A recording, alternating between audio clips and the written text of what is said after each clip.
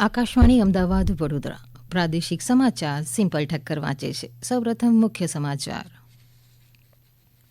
આગામી વાયબ્રન્ટ ગુજરાત અંતર્ગત અત્યાર સુધીમાં 72 દેશોમાંથી 73,000 વિવિધ સંસ્થાઓનું ઓનલાઈન રજીસ્ટ્રેશન કરાયા. વાયબ્રન્ટ જિલ્લા અંતર્ગત 33 જિલ્લાઓમાં 2,600થી વધુ સમજૂતી કરાર દ્વારા 45,000 કરોડનું સંભવિત રોકાણ માટેના કરાર થયા. રાજ્યવ્યાપી સૂર્ય નમસ્કાર સ્પર્ધામાં 13,748 ગામડાઓના અને 170 વોર્ડના 8,53,385 સ્પર્ધકો જોડાયા. સ્ટેચ્યુ ઓફ યુનિટી એકતાનગર ખાતે યોજાયેલ ગુજરાત ટુરિઝમની પ્રી વાયબ્રન્ટ સમિટનું ગઈકાલે સમાપન. રાજ્યના નાણાં અને ઉર્જામંત્રી કનુ દેસાઈની અધ્યક્ષતામાં ગાંધીનગર ખાતે ધારાસભ્યો સાથેની સ્થાયી પરામર્શ સમિતિની બેઠક યોજાઈ અને કેન્દ્રશાસિત પ્રદેશ દીવ ખાતે દેશની પ્રથમ બીચ ગેમ્સ 2024નું આયોજન કરવામાં આવ્યું. દેશભરમાંથી 1200થી વધુ ખેલાડીઓ રમતોમાં ભાગ લેશે. સમાચાર વિગતવાર. આગામી વાયબ્રન્ટ સમિટ અંતર્ગત મુખ્યમંત્રીના દિશાદર્શનમાં રાજ્યના દરેક જિલ્લામાં વાયબ્રન્ટ ગુજરાત વાયબ્રન્ટ જિલ્લાનું આયોજન કરીને 33 જિલ્લાઓમાં વિવિધ ઉદ્યોગોના 2,600થી વધુ સમજૂતી કરાર દ્વારા 45,000 કરોડ રૂપિયાના સંભવિત રોકાણ આવ્યું છે અને સંભવિત 2.5 લાખ લોકોની રોજગારીની તકો મળતી થવાની છે. મુખ્યમંત્રી શ્રી ભૂપેન્દ્ર પટેલે આ વાયબ્રન્ટ સમિટને 2 દાયકાની સમિટ ઓફ સક્સેસ તરીકે આયોજિત કરીને અભૂતપૂર્વ સફળતા અપાવવા માટે રાજ્ય સરકારે કરેલા બહુઆયામી આયોજનની ઉચ્ચસ્તરીય બેઠકમાં આખરી ઓપ આપ્યો હતો. મુખ્યમંત્રીના અધ્યક્ષસ્થાને યોજાયેલી કોર કમિટીની બેઠકમાં ઉપસ્થિત રાજ્યના મંત્રીઓ સમક્ષ ઉદ્યોગ વિભાગના અધિક મુખ્ય સચિવ એસ.જે. હૈદરે વાયબ્રન્ટ સમિટ 2024ના આયોજન અંગે જણાવ્યું હતું કે વાયબ્રન્ટ સમિટના પ્રારંભના પૂર્વ દિવસે એટલે કે 9મી જાન્યુઆરી 2024થી 5 દિવસ માટે ગ્લોબલ ટ્રેડ શોનું આયોજન કરવામાં આવ્યું છે. ખાસ કરીને ટેકનોલોજીના દશક ટિકેટ ડિસ્ક્રિપ્ટિવ ટેકનોલોજીસ અને ચેમ્પિયન સર્વિસ સેક્ટરને આ ટ્રેડ શોમાં શોકેસ કરવામાં આવશે. આ ઉપરાંત reverse buyer seller meet, vendor development, startups, MSME અને મહિલા ઉદ્યોગ સાહસિકોને પ્રોત્સાહન આપવા પરિસંવાદ વગેરેનું પણ આયોજન આ ટ્રેડ શોમાં થવાનું છે. તદનુસાર સમિટના પ્રથમ દિવસે ઉદઘાટન સત્ર બાદ industry 4.0 spearheading the industrial revolution અન્વયે એરક્રાફ્ટ આનુષાંગિક ઉત્પાદન, એમઆરઓની તકો, ધોલેરા સ્માર્ટ બિઝનેસ માટે greenfield smart city, Viksit Bharat @2047 માટે ગુજરાતનો રોડમેપ, સર્વગ્રાહી વિકાસ માટે ગતિશક્તિ અન્વયે યોગ્ય નિર્ણયોની વિષયવસ્તુ સાથે સેમિનાર, સંમેલનો અને પેનલ ચર્ચા થશે. આ ઉપરાંત કન્ટ્રી અને સ્ટેટ સેમિનાર તથા સાંજે ગિફ્ટ સિટી ખાતે ગ્લોબલ ફિનટેક લીડરશીપ ફોરમ યોજાશે. આ વિગતો આપતા ઉદ્યોગ વિભાગના અધિક મુખ્ય સચિવશ્રીએ કહ્યું કે વાયબ્રન્ટ સમિટ માટે અત્યાર સુધીમાં 72 દેશોમાંથી 73,000 જેટલા વ્યક્તિઓ, બિઝનેસ ઇન્ડસ્ટ્રી સંસ્થાઓનું ઓનલાઈન રજીસ્ટ્રેશન થયું છે. મુખ્યમંત્રી શ્રી ભૂપેન્દ્ર પટેલ, જાપાન અને સિંગાપોર તેમજ રાજ્ય મંત્રીમંડળના વરિષ્ઠ મંત્રીઓએ પણ અન્ય દેશોમાં મળીને કુલ 11 રાષ્ટ્રોનો પ્રવાસ કરીને 200 જેટલી 1 to 1 ફળદાયી બેઠકોનું આયોજન કર્યું હતું. એટલું જ નહીં, દેશના 10 શહેરોમાં રોડ શો અને 100 જેટલી 1 to 1 બેઠકો યોજી હતી તેમ શ્રી હૈદરે ઉમેર્યું હતું.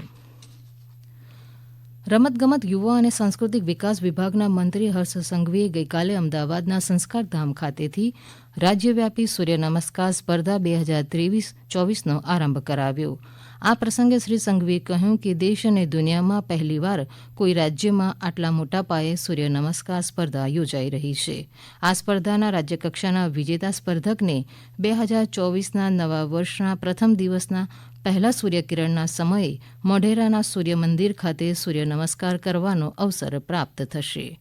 ગઈકાલે રાજ્યવ્યાપી સ્પર્ધામાં 13,748 ગામડાઓ, નગરપાલિકાના 1,000થી વધુ વોર્ડ અને મહાનગરપાલિકાના 170 વોર્ડના 8,53,385 સ્પર્ધકો જોડાયા હતા. આ સમાચાર આપ આકાશવાણીના અમદાવાદ વડોદરા કેન્દ્ર પરથી સાંભળી રહ્યા છો. વધુ સમાચાર આપ અમારી વેબસાઇટ newsonair.gov.in પર વાંચી શકશો.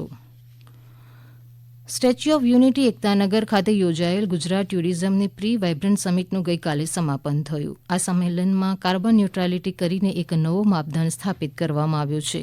કાર્બન ન્યુટ્રાલિટી હાંસલ કરવા માટે વિવિધ ટકાઉ પહેલો જેમ કે ઝીરો પ્લાસ્ટિક વેસ્ટ પોલિસી અમલમાં મૂકવામાં આવી હતી. કોન્કલેવ દરમિયાન ઉર્જા વપરાશમાં 68% ઘટાડો જોવા મળ્યો હતો. સમગ્ર કોન્કલેવના ઉત્સર્જનને સરભર કરવા માટે ATOAIએ ગુજરાત ટુરિઝમ અને ગુજરાતના વન વિભાગના સહયોગથી ઇવેન્ટ વિસ્તારની નજીક 200 છોડ રોપ્યા, જેની વન વિભાગ આગામી 15 વર્ષ સુધી જાળવણી કરશે. કોન્કલેવના 2 દિવસ દરમિયાન એડવેન્ચર ટુરિઝમ પર નોલેજ શેરિંગ માટે ક્ષમતા ઊભી કરવા માટે 770 કરોડના વિવિધ MOU અને ફિલ્મ શૂટિંગ અને ઇન્ફ્રાસ્ટ્રક્ચર ડેવલપમેન્ટ માટે કરાર કરવામાં આવ્યા હતા. એડવેન્ચર ટુરિઝમ માટેની વેબસાઇટ પણ ગઈકાલે લોન્ચ કરવામાં આવી હતી.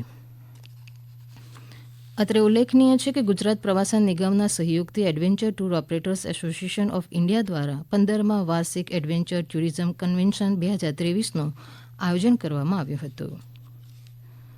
રાજ્યના નાણામંત્રી અને ઉર્જામંત્રી કનુભાઈ દેસાઈની અધ્યક્ષતામાં ગાંધીનગર ખાતે ધારાસભ્યો સાથેની સ્થાયી પરામર્શ સમિતિની બેઠક યોજાઈ ગઈ.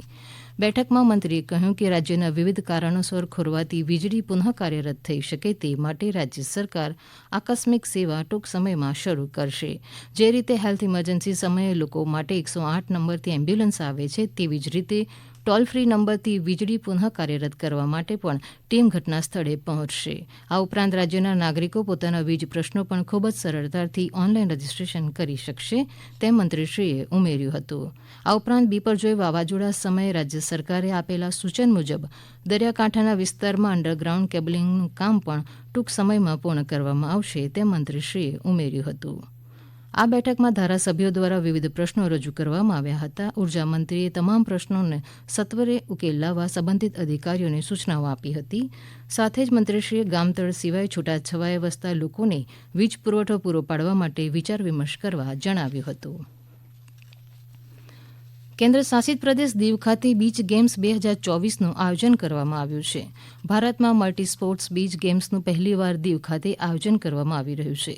દીવના અમારા પ્રતિનિધિ ભારતી રાવલ જણાવે છે કે દીવના બ્લુ ફ્લેગ ઘોઘલા બીચ ખાતે ગઈકાલે આયોજિત સમારોહમાં પ્રશાસક પ્રફુલ્લ પટેલ દ્વારા દીવ બીચ ગેમ્સ 2024ના લોગો, માસ્કોટ, જર્સી અને વેબસાઇટનું લોકાર્પણ કરવામાં આવ્યું હતું. ઉલ્લેખનીય છે કે આ 7 દિવસીય બીચ ગેમ્સ 2024નો 4 જાન્યુઆરીથી આરંભ થશે, જે 11મી જાન્યુઆરી 2024 સુધી ચાલશે. આ બીચ ગેમ્સ 2024 દરમિયાન 20થી વધુ રાજ્યો અને કેન્દ્ર શાસિત પ્રદેશોનું પ્રતિનિધિત્વ કરતા 1200થી વધુ ખેલાડીઓ રમતોમાં ભાગ લેશે. આ રમતોમાં beach volleyball, pencak silat, beach boxing, beach soccer, Mallakhamb, beach kabaddi, ocean swimming અને ટગ ઓફ વોરનો સમાવેશ થાય છે. આ ગેમ્સના માસ્કોટને પ્રેમથી પર્લ નામ આપવામાં આવ્યું છે, જે દીવના દરિયામાં જોવા મળતી ડોલ્ફિનનું કાલ્પનિક રૂપાંતરણ છે. તે રમત દરમિયાન ચપળતા, બુદ્ધિ અને વ્યૂહાત્મક કુશળતાનું પ્રતીક છે. અયોધ્યા ખાતે રામ મંદિરમાં અર્પણ કરવામાં આવનાર સોનાના આવરણવાળી 8 કિલો ચાંદીથી બનેલ ચરણ પાદુકાને દેશભરમાં ભ્રમણ કરવામાં આવી રહી છે. તે અંતર્ગત શ્રી રામની ચરણ પાદુકા સોમનાથ મંદિર ખાતે આવી પહોંચતા મંદિરના પૂજારીઓએ આ પાદુકાનું સ્વાગત કર્યું હતું. હવામાન વિભાગના જણાવ્યા અનુસાર આજરોજ રાજકોટ, અમરેલી, પોરબંદર અને દ્વારકા જિલ્લામાં કેટલાક સ્થળોએ ગાજવીજ સાથે હળવા વરસાદની સંભાવના છે. અમારા અમરેલીના પ્રતિનિધિ હરેશ ટાંકના જણાવ્યા મુજબ વરસાદની સંભાવનાને પગલે અમરેલી જિલ્લા ખેતીવાડી અધિકારી દ્વારા આજે ખેડૂતોને પાકના રક્ષણ અને બિયારણના વિક્રેતાઓએ જથ્થો સાચવવા સાવચેતીના પગલાં લેવા અનુરોધ કરવામાં આવ્યો છે. જોકે ત્યારબાદ વરસાદની કોઈ શક્યતા નથી. ત્યારે રાજ્યમાં ગઈકાલે દિવસ દરમિયાન ઠંડો પવન ફૂંકાતા નાગરિકોને ઠંડીનો ચમકારો અનુભવાયો હતો. જ્યારે કચ્છના નલિયામાં રાજ્યનું સૌથી ઓછું 11.8 ડિગ્રી સેલ્સિયસ તાપમાન નોંધાયું હતું. ભોપાલ ડિવિઝનના સંત હિરદામરામ નગર સ્ટેશન પર નોન ઇન્ટરલોકિંગ કામગીરીને કારણે ગાંધીનગર વારાણસી સાપ્તાહિક એક્સપ્રેસ ટ્રેન રદ રહેશે. જે અંતર્ગત 27 ડિસેમ્બર અને 3 જાન્યુઆરીએ Varanasi Gandhinagar capital superfast express રદ રહેશે, જ્યારે 28 ડિસેમ્બર અને 4 જાન્યુઆરીએ Gandhinagar capital Varanasi superfast express રદ રહેશે. અંતમાં મુખ્ય સમાચાર. વાયબ્રન્ટ ગુજરાત અંતર્ગત અત્યાર સુધીમાં 72 દેશોમાંથી 73,000 વિવિધ સંસ્થાઓનું ઓનલાઈન રજીસ્ટ્રેશન કરાયા. વાયબ્રન્ટ જિલ્લા અંતર્ગત 33 જિલ્લાઓમાં 2,600થી વધુ સમજૂતી કરાર દ્વારા 45,000 કરોડનું સંભવિત રોકાણ માટેના કરાર થયા. અને કેન્દ્રશાસિત પ્રદેશ દીવ ખાતે દેશની પ્રથમ બીચ ગેમ્સ 2024નું આયોજન કરવામાં આવ્યું. દેશભરમાંથી 1200થી વધુ ખેલાડીઓ રમતમાં ભાગ લેશે. આકાશવાણીના અમદાવાદ વડોદરા કેન્દ્ર પરથી પ્રાદેશિક સમાચાર પૂરા થયા.